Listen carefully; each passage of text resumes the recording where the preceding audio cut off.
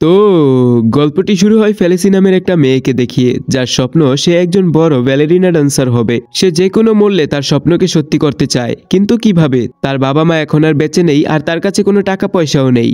সে ছিল একটি অনাথ আশ্রমে, কারণ সে এখন অনাথ, যেখানে তার একটা বন্ধুও আছে যার নাম হলো ভিক্টর।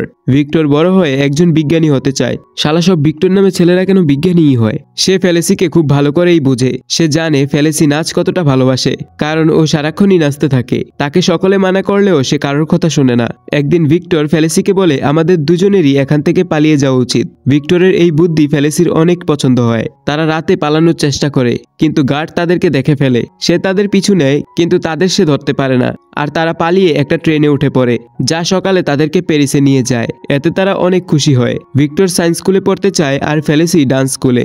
তারা কথা বলতেই থাকে, এমন সময় ভিক্টরের পা পিছলিয়ে সে একটা জাহাজে পড়ে যায়। জাহাজটিও যথেষ্ট দূরে চলে যায়, আর ফেলিসি একা রয়ে যায়। চলতে চলতে সে একটা ডান্স স্কুল দেখতে পায়।